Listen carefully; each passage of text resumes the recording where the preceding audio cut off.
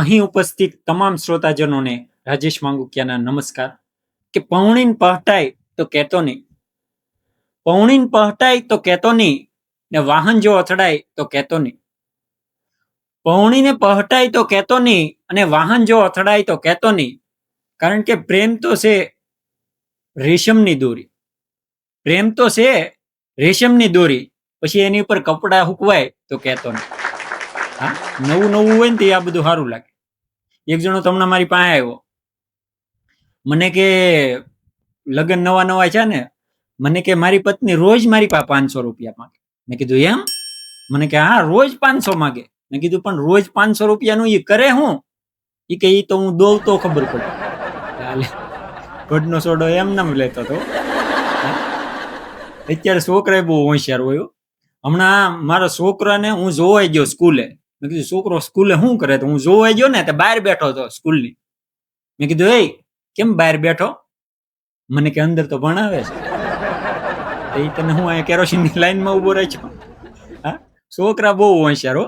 એક ગામમાં સ્કૂલ હતી નિશાળ, અને નિશાળમાં તમને ખબર હોય તો મોટા સાહેબ આવતા. મોટા સાહેબ બહારથી આવે તપાસ કરવા કે છોકરા કઈ રીતના ભણે છે. એક વાર મોટા સાહેબ આવવાના હતા. સાહેબે કહી દીધું છોકરાઓને અગાઉ કે કાલે મોટા સાહેબ આવવાના છે તપાસ કરવા, એટલે કોઈએ કાંઈ પણ કરવાનું નથી. એક જણો ઉભો છો કે અહીંયા સાહેબ કોઈ કાંઈ ન કરવાનું હોય તો નો આવી ન હાલે. સાહેબ કે એમ નહીં, આવવું પડે, પણ એ કે તોફાન નથી કરવાના. જે પૂછે આવડે એનો જવાબ દેવાનો. એ કે વાંધો નહીં. તો બીજે દી સ્કૂલમાં મોટા સાહેબ આવ્યા. મોટા સાહેબ આવ્યા તો બધા શિસ્તબદ્ધ બેઠા હતા.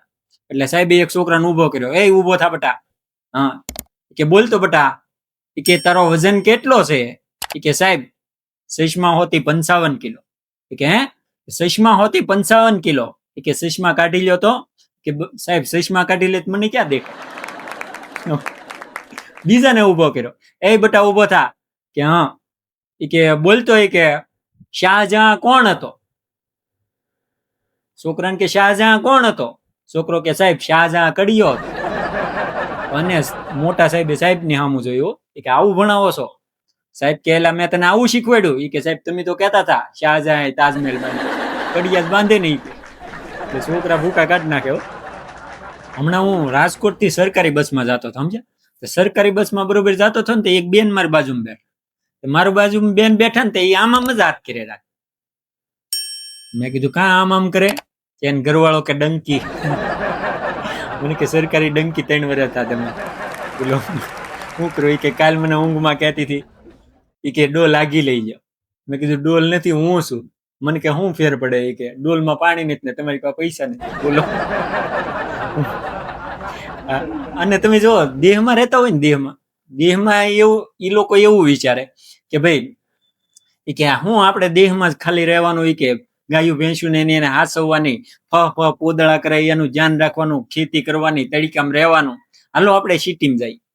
અને જે સિટીમાં રહેતા હોય ને એ ભાઈ શું વિચારે ખબર?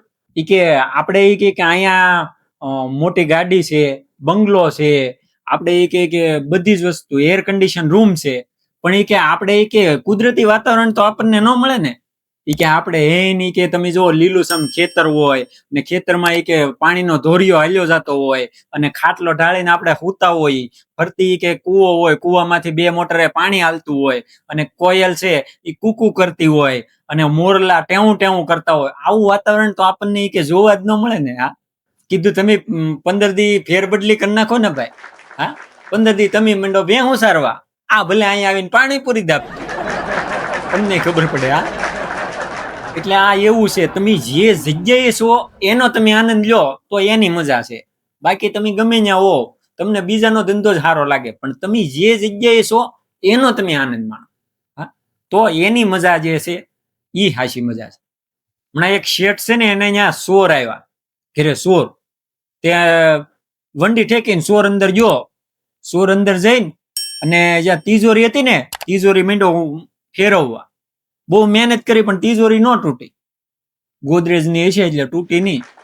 એટલે બળ કરતો હતો ને, તિજોરી ઉપર લખેલું હતું, લખેલું વાંચી ગયો. એની ઉપર લખ્યું હતું કે તિજોરી તોડવા મહેનત ન કરતા આ બટન દબાવજો એટલે તિજોરી ખુલી જાય. રાજી બહુ છે. તરત બટન દબાવ્યું ને, તે સાયલેન્સર વહી ગયું.